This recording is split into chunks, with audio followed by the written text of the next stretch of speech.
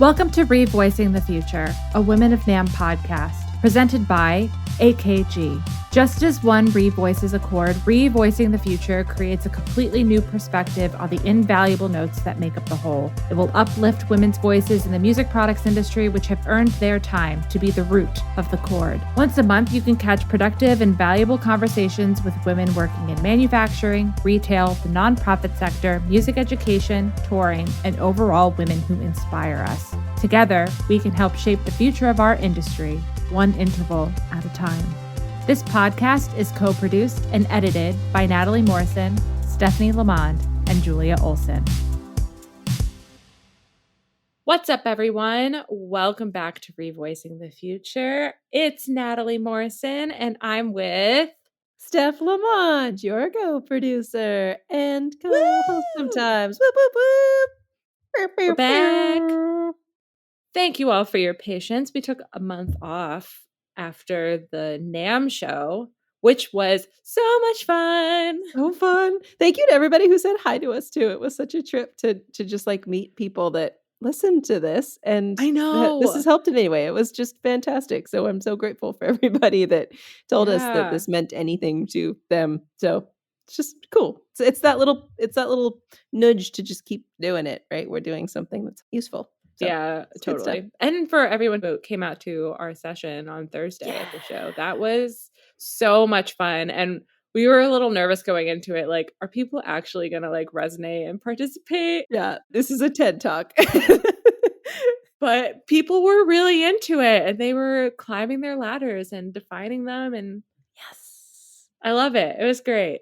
Oh, thank you all. We're just like so thrilled. And then we're excited for what's to come. We've been cooking up some fun and exciting things. And welcome to all the new people that are tuning in now. It's just so nice to have you all.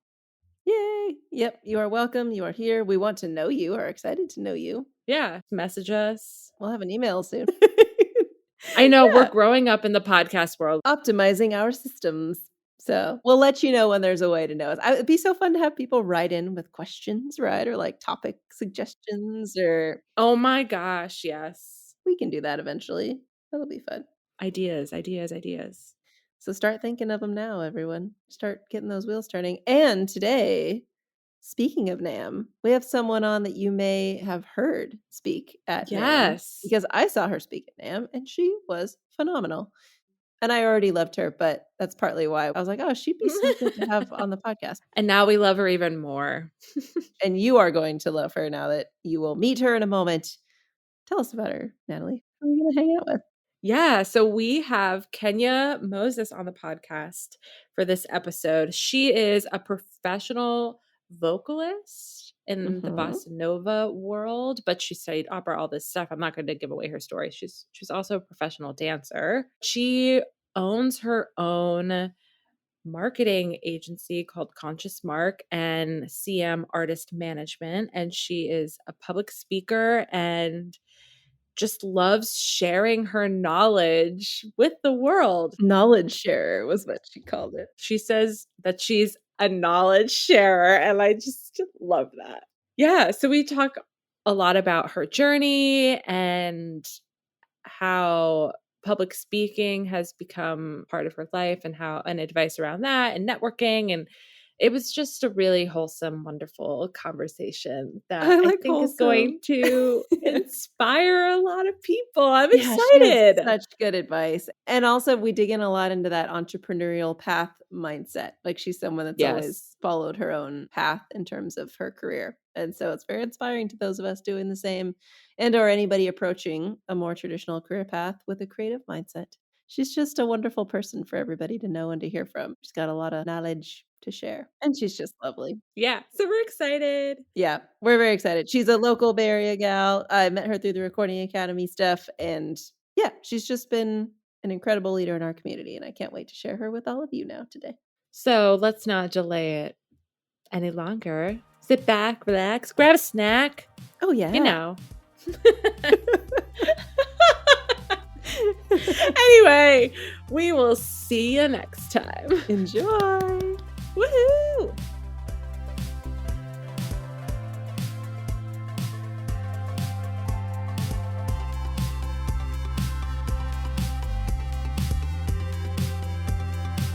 Hi, Kenya. Thank you so much for joining ReVoicing the Future. We're thrilled to have you. Oh, I'm so excited to be here and talk about all the things. You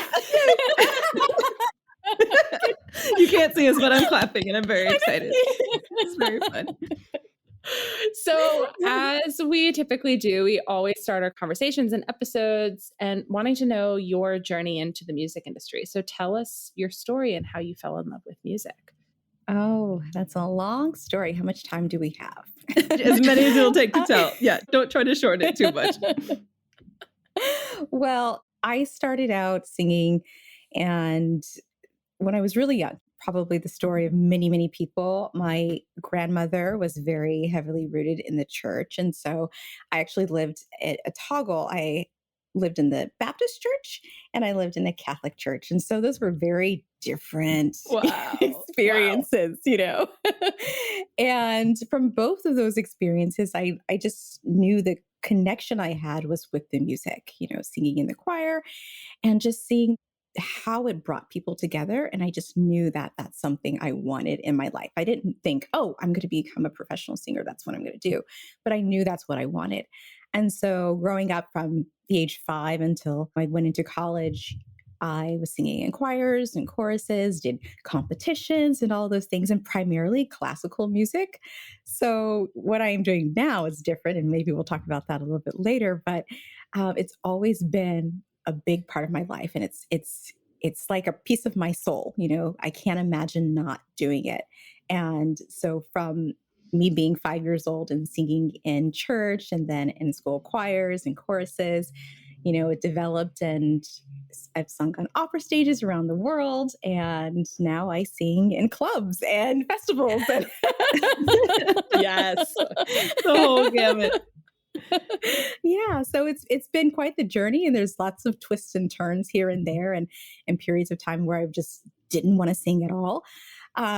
But you know, it's just one of those things. I think once you know that this is my passion, this is really part of me and who I am, that you want to continue doing it no matter what, in what capacity. Yeah. Oh, I love that. And you remind me what other instruments you play too. Is it clarinet that you? Well, I think like every all of it. You're like, what every kid, you know, is like, what's the first instrument you started?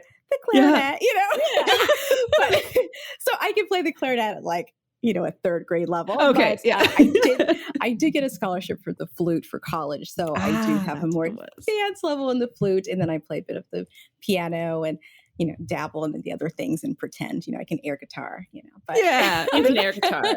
You're also I love that voice was your soul one. But yeah, and that's cool too, how with dance, how that interweaves, it's intersected with music, but you're like responding to the music rather than kind of creating. I don't know. How does that feel? How does that light you up in the ways that music does and dance? Like, how are those different? And how do you love both? I don't know. Mm-hmm. As someone that is like, I love to dance, but I'm not a dancer. Just how does that feel as someone that is both? Yeah, that's a great question. So when I decided to dance, it was something to do, kind of like that after school activity. And I didn't know I was good at dancing until, and I think this goes with everything I've done in my life. I never realized I was good at it until people were like, I'm like, oh, really? I'm good at it. You want to keep doing it? Yeah. And so I just kept doing it. And, you know, I started with ballet, and I did like ballet folklorico. And I grew up in a very Mexican town, you know, farm town. And that was part of the culture. And I loved that. And so I was heavily rooted in that. And then I just started doing all the things. And then someone says, oh, why don't you audition for this ballet, or you audition for Alvin Ailey or whatever? And I'm like, okay, you know, I just very naive about it all. And being accepted and growing in that area, it still didn't hit me until I realized like, wow, you know, I think having a very small town vibe and feeling and experience of life, that I didn't recognize that there was a world much greater than what was in front of me. I knew it, you know, from an intellectual standpoint, I knew that the world was much greater, but I didn't really believe that opportunities like that would come to me because I came from this small town that, you know, was all about the football team, you know, those very cliche. Oh my gosh, yes. You know, after school movies and, you know, those kind of things. And so when I started really getting into dance, it became like, oh, wow, this combination of the things that I love, right? There's the music, there's the classical music with ballet, right? And then there was later on in my life, when I moved back to San Francisco after living in New York, I worked with a house dance company, which was amazing. It was an experience I never thought I would have. It opened doors to, new genres of music, new styles of dance. And it was just like, well, obviously, you can't dance without music. And it just seemed natural to just put everything together. And that's been a big part of my life, of just melding everything that I do into like a big ball. Yeah, it's a holistic, it's a human experience. It's all of the things. And that was one thing I want to talk to you about too, because what I see you doing mostly is bossa nova music. And how did you find that whole beautiful tradition and part of that? And I guess it's not traditional, it's relatively new, but still like it's a very beautiful cultural niche of a thing that is just awesome. And so how did you find that? And how did you just fall so much in love with it? And let's just start there, I guess. Yeah. Yes. Bossa Nova is beautiful, beautiful music. And I came into it because, like I said, I grew up with classical music primarily. That's what I went to college for. That's what I professionally, up until maybe a good 5 years ago, that's what I was performing. Oh my God. Was on opera stages. And so I did a ancestry. So there's a lot about my mother's side of the family that I don't know. And I know bits and pieces. Like I know she's family from Brazil. And so I speak Spanish, I speak Portuguese, I speak a little bit of French and all of that. And I was like in a period of my life where I just did not want to sing at all.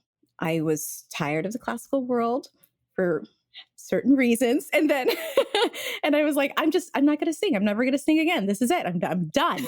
And,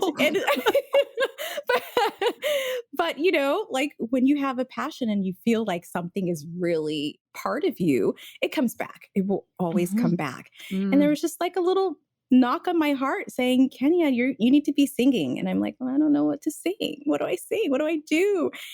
And so it was almost like I just got hit on the head, and I woke up and I was like, I'm going to connect to my roots. I'm going to do Brazilian music.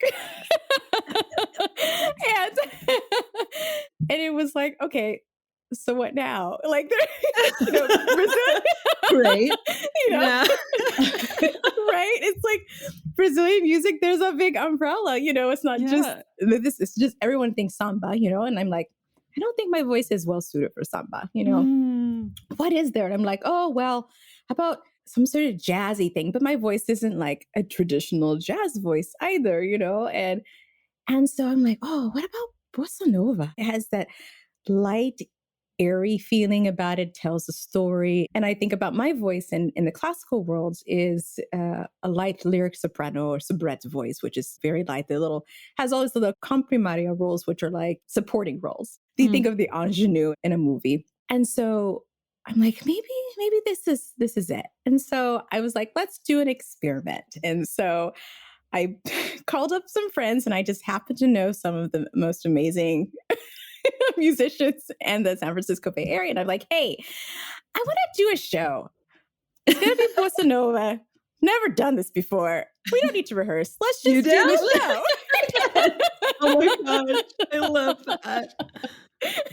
Spoken like a true musician. It's meant to be or it's not. Yeah.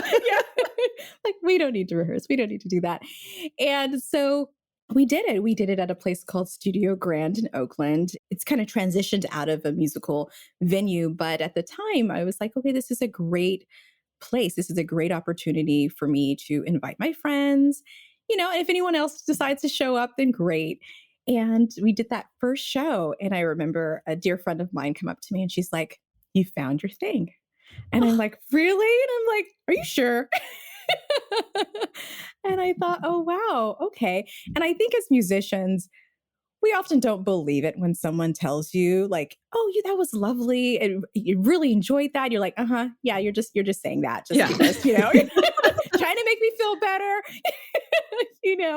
but I kept listening to that and I kept listening to my heart. And now it's growing and thriving. And I love it more and more every day. And I'm learning more about myself as a person and as a vocalist, as a musician, a band leader, which when you're in an opera, you're not leading anything. You're just, you're one of many. And yeah, I'm loving it. I'm loving everything that's happening right now with the music. And so that short answer, that is how I got into bossa nova.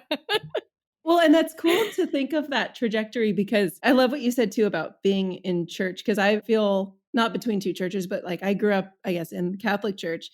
And that feeling of just the thought of that, if I have a place here, it is in the music here. Like it was. And so I just was in the bands always, but it was just this, it's that beginning of trying to find your role somewhere. Oh, it's going to be in music. Great. Perfect. Like this feels like me. But then as you continue and move along your trajectory, this now newest chapter is like you find yourself within music. It's the trajectory of just self-discovery in that. And I don't know, I was just so excited to talk to you about that, because I had a similar experience too with finding traditional Gaelic singing, in that like my voice was not well suited to the more Americana-y stuff. I was trying to do more like deeper things. I was trained in musical theater, and it wasn't until I was singing this style that is meant for a lighter, more lyrical, more like there's just so much in it that I'm learning about myself as an artist and about my own singing voice and about all this that I didn't know until I went into this. But it's cool because, I don't know, when I'm curious if you feel as well, because there has been so much too of finding your heritage and your side through that and discovering your mom's side and everything. Like there's something that is so magical and feeling like I embody this, and it was something I am meant, like this is for me. Like this is something that my vocal cords have been designed to do. And it's so exciting and so beautiful. And do you experience that with this? Like when you say you've learned about yourself, just tell us more about that, because I have just been in a corner so excited about this. And it's nice to talk to someone that I think has had a very similar experience with the cultural side of these music. I wish the audience could see Steph's face as she's like talking about it. She's very excited. It's so cool. It's so beautiful. It's such a good experience to have. It really is. And yes, I definitely, over these years, I've just felt a deeper and deeper connection to Brazil and to myself and my voice. My voice has not, I've never felt like when I open my mouth that what I'm presenting is resonating, right? Not just with whoever's listening, but with myself. And, just for an example, I had a gig. What's today? Today is Tuesday. So on Sunday, I had a gig and doing a lot of duo gigs. And so it leaves you very vulnerable, right? When it's just you and a guitarist and you're just kind of like, if you mess up, you mess up. But it was a very intimate scenario. And I just realized like, wow, as I'm singing, I felt like I literally had transported. Also, it feels like an out-of-body experience. It's like you connected with something within yourself or something greater than yourself. It feels like prayer to me. It's holy. Exactly. It's very sacred. Exactly. Mm-hmm. It really is. It's like, wow, okay, I'm really doing this. And then someone did come up to me afterwards and says, you have a voice of an angel. And I always joke about that when I talk to people. I'm like, oh yeah, I have a voice of an angel. I felt it today. Thank you. I did. Yes. Thank you. But it just affirms like, oh, wow, this is actually what I'm meant to be doing, and when you feel that connection. And I think sometimes as musicians, we don't want to admit when we do feel like, oh yeah, that sounds great. You want to be humble. Yeah. Humble. What's that? But no, it's but inside true. we're chasing it hardcore the whole time. But I want to be really good. I want to feel like I'm meant to be doing this. Imposter syndrome, I guess, right? As that goes into all of the other stuff. I don't know. But there's something about that, it's just, that's so cool. Thank you for sharing all that. That makes me very happy. Of course. So we've established that performing and creating sounds, like this is like your first love, essentially. Well, So when I went into college, and most teenagers, as you're looking at the different schools, like, what do I do with my life? And of course, I wanted to do music. I applied for all the conservatories, got into a lot of them. But for me, ended up being a financial decision. So I stayed close to home. And so I went to UC Davis and I studied music. But at the same time, I have my family in my ears being like, you can't have a career that's not real. It's not a thing, and I'm like, oh my gosh, okay, well, I need to appease them in some way. So, study economics and psychology. So those were kind of my backups. And so from there, I sung and I danced. I went to New York. I came back and I was like, oh, well, I'm really not making a living dancing and singing. And there was the sad truth that was happening to most people. And I thought, well, I don't want to wait tables and I don't want to do something that's really just, doesn't feel like, it's aligned with me. So I was like, I'll just go back to school. I'll go back to school. So I went to business school, got my MBA, studied marketing because I thought, marketing is just communication. And I love to talk. And believe it or not, I am an introvert extrovert, as they say. And so I love talking like one-on-one, one to few, if we're like really close together. But if I go to a party, I'm that person in the corner who's like, oh my God. Yeah, I relate to that. Or have found your one person to talk to. And then you like rotate out the few really good conversations you're having. Yeah. Exactly. And it seems really weird. You're like, okay, well, you're a performer and you stand in front of thousands of people, but you get, I know it's weird. It doesn't make any sense. It's a real thing. It is an absolute real thing. I touched a nerve with you. It's real. I'm not the only one. Good. Another one over here. I think so. So I went to grad school, studied marketing. And, I was like, okay, well, I finished school and I thought, what now? So now, honestly, business school did not teach me how to run a business. It didn't. It taught me how to go into the corporate world and work for someone else in marketing. Now, this is before the digital age. This is before, right before the internet was a thing. And I was like, okay, well, what else am I good at? And I was like, I'm really good at fitness. I'm a ballet dancer. I'm fit, it's like, yeah. So I was like, I'm going to become a personal trainer. And so I became a personal trainer. And oh my gosh, this is amazing. I was all over the place, and so finding yourself. I was finding myself. I did personal training and I got married and all this period of time. And then I was pregnant with my first child. And I was like, oh, I need to do something. What can I do? I'm going to start a program. And I feel like I was one of the first people, not tooting my own horn, maybe I'm tooting my own horn, but to do like online programs because it wasn't a thing. I built my own websites. I did all my own marketing. And that's where I was like, oh, that's how I'm going to use this degree in my business. And so I started a company called Be a Fit Mama. And it was in the San Francisco Bay Area. And I basically helped women who just had children, just had their babies, get their bodies back. And so part of that was like not just the physical component, but the emotional intelligence component and the emotional well-being. And so I kind of integrated all that stuff. So life coaching and all the things. So I've done a lot of things. As I'm saying this, I'm like, wow. Yeah. It's a lot it's going fantastic. on. And, that did really well. And that company went for about 10 years. And then I sold that company off. And I was like, what's my next big thing?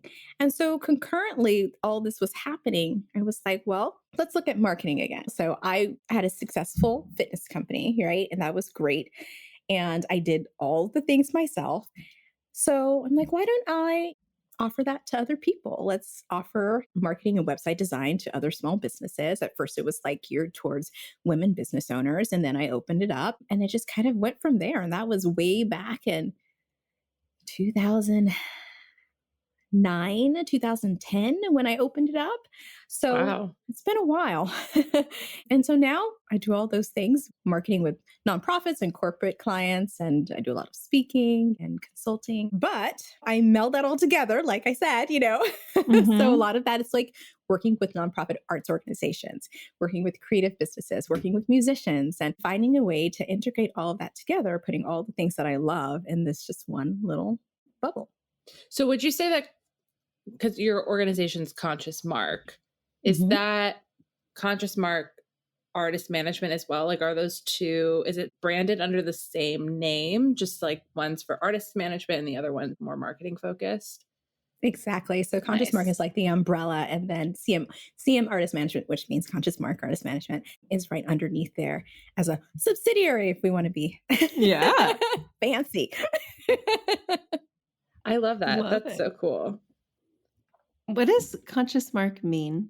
Or like, what does it mean to you? Tell me about that. Thank you. It's a great question. No one ever asks me that question. Really? Like, oh my God. Never ask me. It's really important. It's a big thing. Love that. Tell me. Well, one thing about myself and what I try to convey with my clients or potential clients is that everything that we do is interwoven. It's like, I think consciously speaking, we speak from an authentic place and we present ourselves from an authentic place. So communicating. So choosing conscious just came to me and I was like, oh, and then Mark was short for marketing. At first it was like conscious marketing. I'm like, no, that's too much on the nose. Let's, let's be a little cheeky. And so I was like, and I'm going to put it together. It's one word, ConsciousMark. So that's kind of the meaning behind it. And I feel like clients that come to me see the name and they're like, oh, they may not understand exactly why the name is what it is, but it sounds good. It sounds like it's confident. At the very least, if they don't read into it, it sounds like it's a thing. Yeah, exactly. It's what you're hoping for when naming your business. It's so hard. Naming is hard. It is so hard. Yeah, man. Well, and so thinking back, you said 2009 or 2008 when that really started? 2009. Wow. Mm-hmm. So in that, because in these years since then, do you think as an entrepreneurial kind of finding your own path kind of situation, how was the process of finding, once you did this, your way in it? And were you always holding on to one definition of like an end zone, that how you got there was fluid, or did you have a solid plan to still get there? Talk to me about that, the messy middle process, right? When there isn't a clearly defined path, what did that look like for you in still pursuing success and a good business? Yeah, that's a great question. And the key word, you just said it, is messy. Yeah. Oh, thank goodness. Right, cool. It's like, the one thing about running a business is that no matter how much time and energy we put into putting together our incremental and long-term goals, we have to understand that they're always going to change. They're either going to move further out, they're going to disappear completely. I found where I was, 13 years ago is very different from where I am now. And my vision for myself 13 years ago is very different for the vision I have for myself now and even 5-10 years from now. And we have to be okay with that, because that's what evolution is, right? Because we can only see up to a certain point. We don't see the path, right? The path is all train that's all over the place. We want it to be linear, but it really isn't. And so as we reach these different stop points, stations along the way, we are able to reevaluate. And then we recognize, oh, this is where I'm at right now. And the world is changing. The landscape is totally changing. So next year could look completely different from what it is right now, which is going to force us, or it's going to inspire us to make some sort of change. So 10 years ago, I was like, oh, I don't really know. I'm like, 10 years ago, what was I thinking? 10 years ago, I was like, I wanted to be like a big marketing firm. That's what I wanted. I wanted to be a big, like the go-to marketing firm in the San Francisco Bay Area.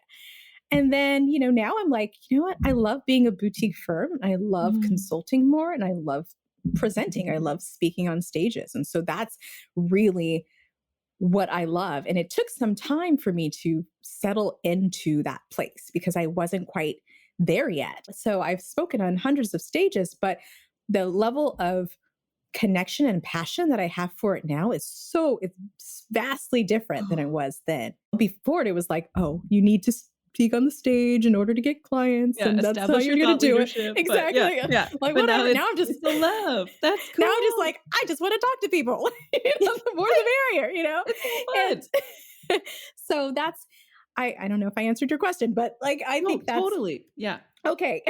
So yeah, it's definitely a changing landscape. And it's just, I think, being comfortable with that change and knowing that it's going to change and that it's okay that it's changing is really, really important. And I think that helps build success more quickly in whatever success looks like for you.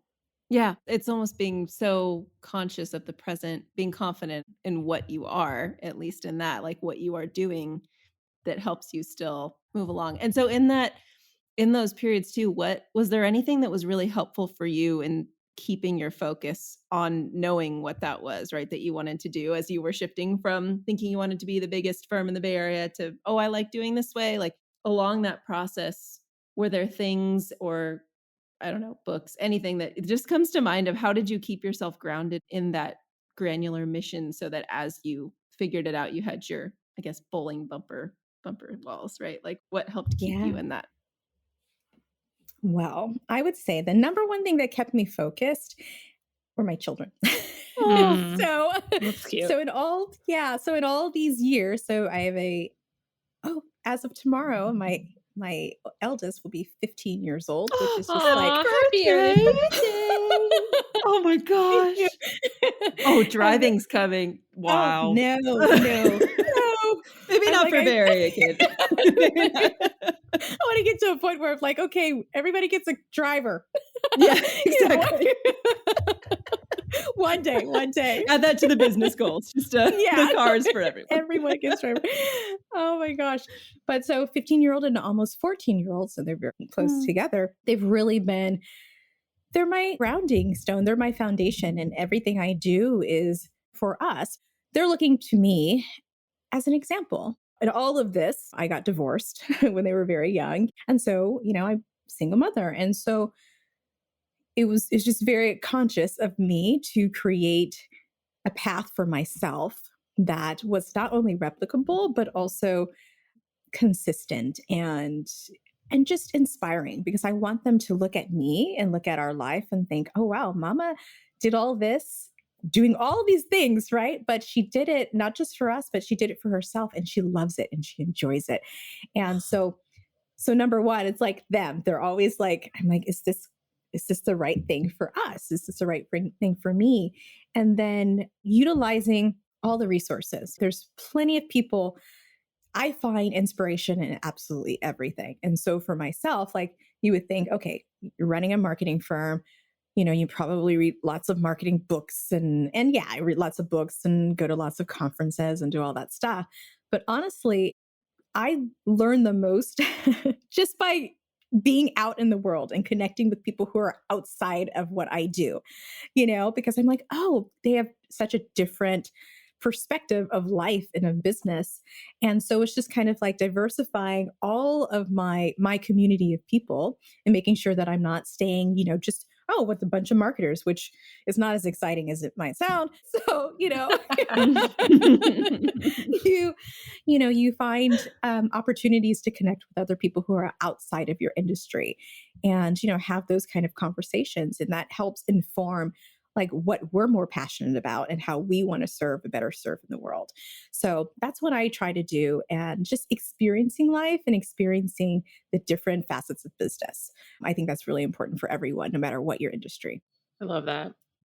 Yeah. And certain things will feel like you and will feel true. Mm-hmm. And then that helps you as you're experiencing all of it. It's like what mirrors back to you, what you're meant to be working on. That's so cool. I want to point out before we move on, I love that your focus was on giving an example to your kids that was something that they could know that you had done this for you as something you were good at and something you loved, because I think I often hear people talking about wanting to move towards that and thinking it's noble to say, be sacrificing your joy and what you're meant to be doing for your kids. And I think what your example is the perfect way to do that, rather than anybody shutting themselves off and sacrificing their loves. Like you've really, in that is the most beautiful gift you can give them, is that representation of what an authentic life looks like. And so I just don't want to move past that without like underlining and highlighting that for everybody. That's really, really cool and beautiful and possible. I don't know, thinking about that, I think earlier than, just having that already.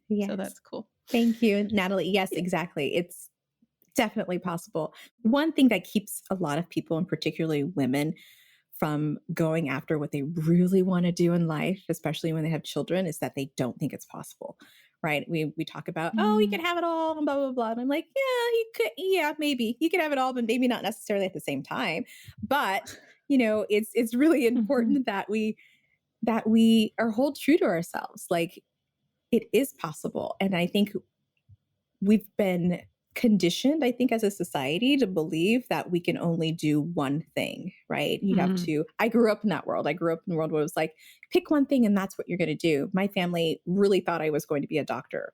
They thought I was going to go to school to be a neurosurgeon. I was like, because I mentioned it once, and it was like, that's what you're going to do. Like, that sounds good. Please that. That's it. Like, why are you not going to medical school? I'm like, because that's not me.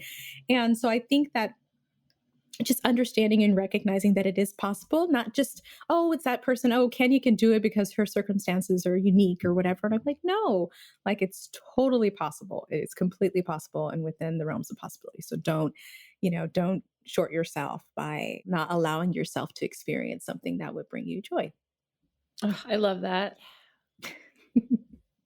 Yeah, because through that, then the other people get to that come after you. And like you said, you show that's possible, but that is an extraordinary amount of bravery to do it first when you are the one that is doing that first example. So 3 cheers. Thank you. Applause. Yay. Yeah. Okay, so back to businessy things.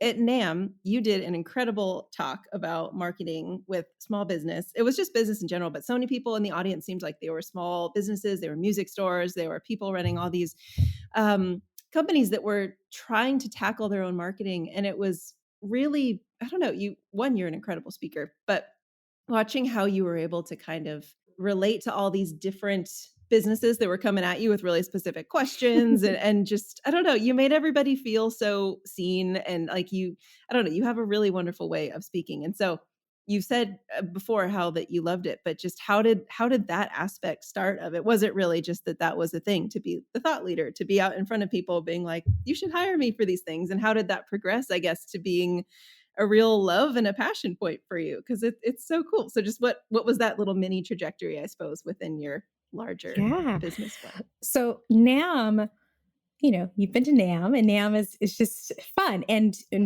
over the years, it's been predominantly a male centered environment, right? Yes. And it has.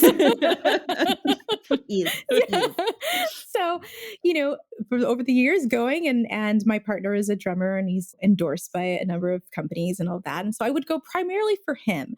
And I would go and I'd play with the Shure mics and I would, hang out. And like, I know what these things are. Yeah. But And I would just hang out. I could be here too. Right, exactly.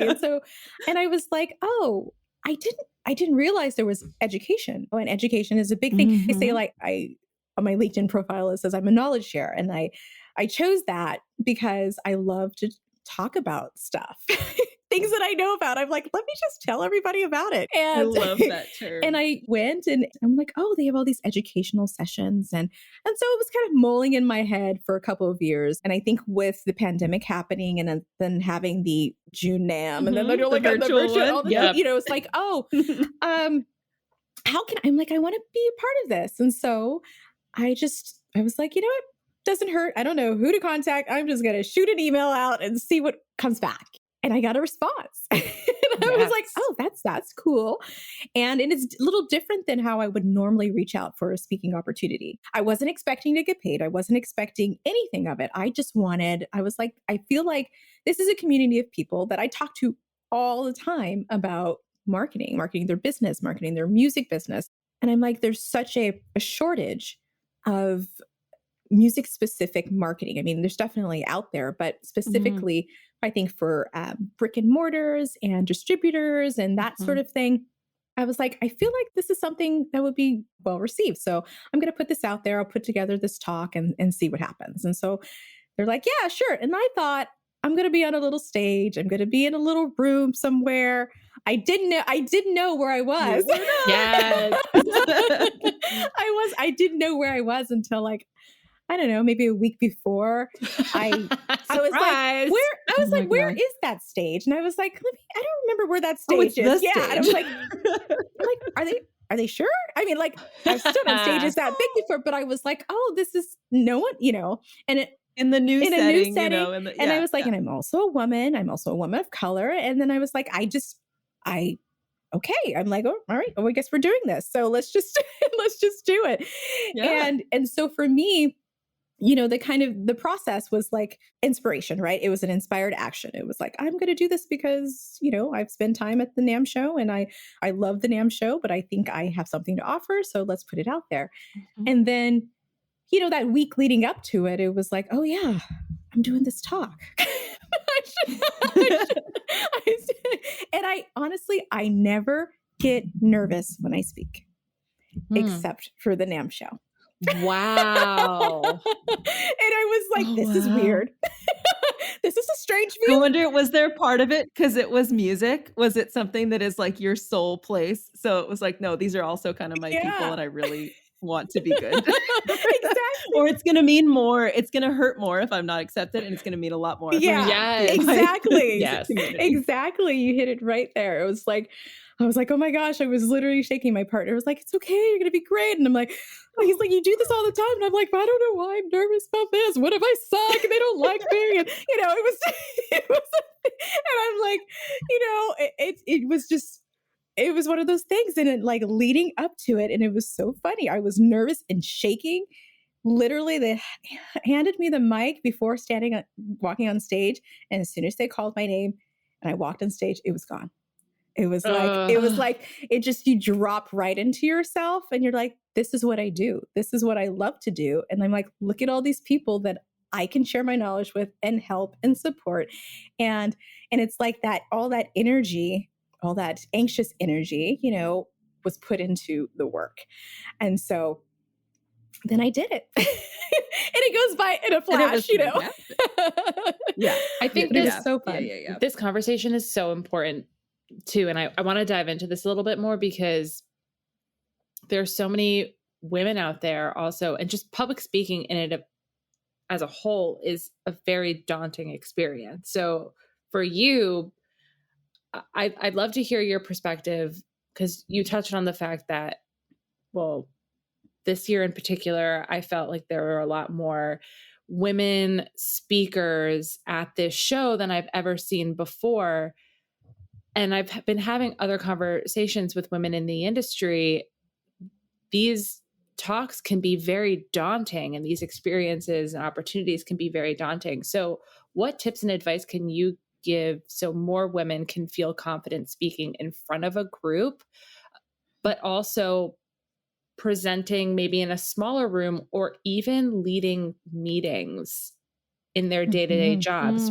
What can they do to feel more confident in using their voice? That's a great question. So first off, I would say to breathe. And and then secondly, I would say, remember your purpose, right? So no matter how big or small the audience is, whether you're doing a workshop, or if you're speaking in a meeting, or if you're on a big stage, panel discussion, remember what the purpose is and what it is that you want the audience to feel and experience, right? So I think once we're in tune with that with ourselves, we're like, okay, when these participants leave this room, I want them to feel so inspired. I want them to have this energy to go out, start implementing all the things that I laid out for them. I want them just to feel like, okay, I got this, right? So how do I exude that? Like a question to ask ourselves, like, how do I exude these ideals I would like this audience to feel when they leave here? And you don't have to answer that question. It's just a question that you ask yourself. And so it's like kind of come back to what I said about dropping down on yourself. Like, okay, let me just align myself so that I can align with the audience and intuitively know, Stephanie, you were saying about me just being able to connect with people on the stage. And it really was like an out-of-body experience. I was able to do that simply because I knew what I wanted people to feel and experience. And when you're able to articulate that, then it's like this energetic exchange that you're giving, right? You're like, okay, I'm giving you this. And they're like, oh, okay, I feel that. Let me give this back to you. And it's this unseen conversation, that's happening in the ether. Get a little woo-woo. But yeah, that's right? It's an experience in and of itself that you're sharing that. I mean, I think that's fair to call on the energy aspect of it, because right at a certain point we're over the cliff and we're going. And so you're doing it and you're just kind of trusting, but in that's the experience that is so beautiful, is sharing that with other people. So I love that perspective on that. It's not just something to also your anxiety is going to work in the way that your mindset is going into it. So if you're really anxious and scared and whatever, and you're going on that stage with that, like projecting that energy, then that's going to show. But if you let your anxiety, just accept it and say, okay, everything's going to be fine. Just take a deep breath and go out on that stage. Then it's just going to like push you to do even better. Oh yeah. Well, on that, I feel like there was a book, maybe it was Big Magic. I was trying to think about this, where just the thought of redirecting when you feel those nerves too. What's helped me a lot is feeling that and being like, okay, thank you, anxiety and terror nerves. Like, you are here because you're going to make it so that I can focus 100% on what I'm about to do. And I'm putting on to you that I'm scared of this task. You're just here because I really need to focus and I really need to be present. So channeling that and then dropping in has been really, really helpful for me too. It's just making it a positive. Yeah, exactly. So love it. Well, and in that, just and backing up for a second too, is that similar to how you approach performing? Because I feel like performing has made me a better speaker. And has that felt like, did you lose that fear a little bit from performing so much, do you think, other than the NAMM stage? Like, when you say you don't get nervous, do you think it's from just like the 10,000 hours of doing it so much and just being in front of people? Yes and no. Wow. I was not expecting you to say that. I know. I'm full of surprises. So I would say, so in my past life in the classical world, I was one of many on a stage, Mm-hmm. and it was almost like totally different. It was like, if I sing a little bad note, who's gonna know? Like, I'm gonna blend in. Because you were in that before you were doing your solo performing stuff too. That's such a good point. You were speaking when you were coming in with the classical performance mindset. But when I was performing with larger groups, I was almost like, I'm not always the focus, right? Rarely am I the focus unless I'm in a major role. And so the stakes weren't as high. And so now that I'm performing with my quartet or a duo, like, all eyes are on me. And so that has allowed me, because also I think in this environment doing bossa nova, if you're like a club environment or a festival, I'm the band leader, so I have to speak to the audience. Before, it was just like I come on stage with, 100 other people and we do our thing. But now it's like I come on stage with me and my guitarist or 3 other musicians and we do our thing, but I'm the one who's speaking. I'm the spokesperson. And so that has allowed me to practice that speaking and speaking over large sounding spaces when you're talking over people and having to get people's attention, but doing it in a very confident and calm and nurturing way and still be yourself and do all the things. I'm not frustrated that nobody's listening to me. That it's That's so funny. I'm not frustrated that no one's listening to me. It's the best line that anybody who's ever played a club or a bar can just. I want that on a pillow, like cross-stitched, but with a swear word in there or something. Get that made.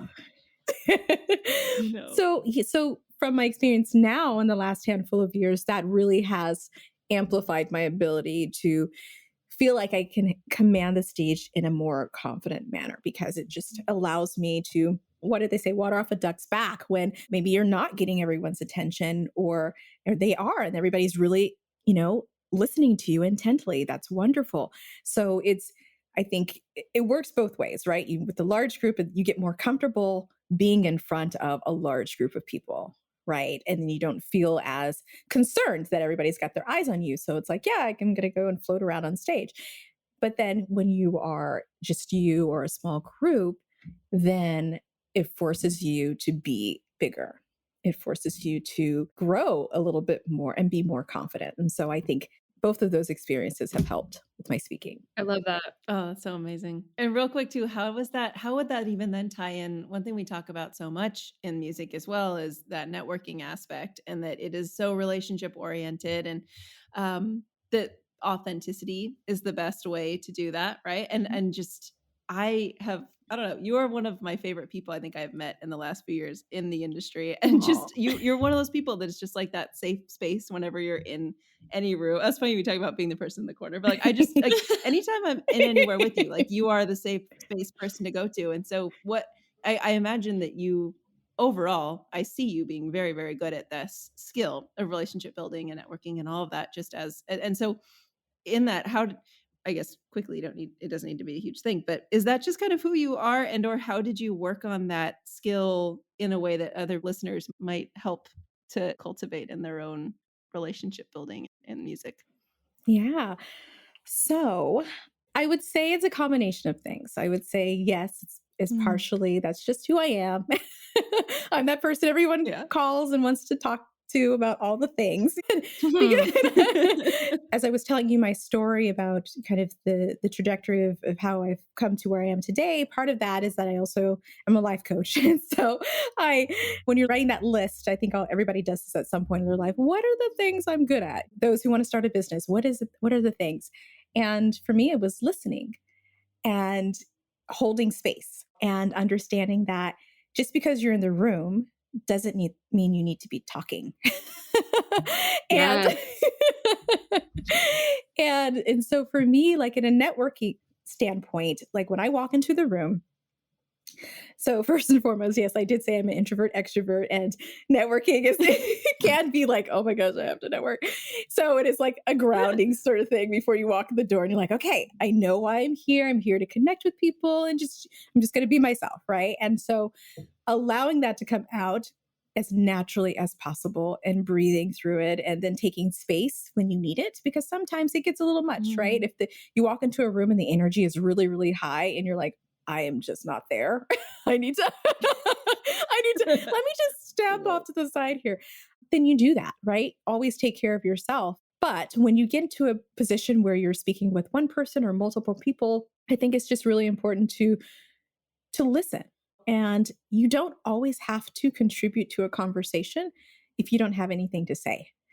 And that helps you reserve your energy for those conversations you really want to have. And some conversations are better met one-on-one. So you meet someone at a networking event and they're talking and you're like, I would love to sit down and have coffee with you and we can talk about this further. So that allows you to sit down in a comfortable position, a comfortable place, for yourself, right? One-on-one is better if you're like me, an introvert.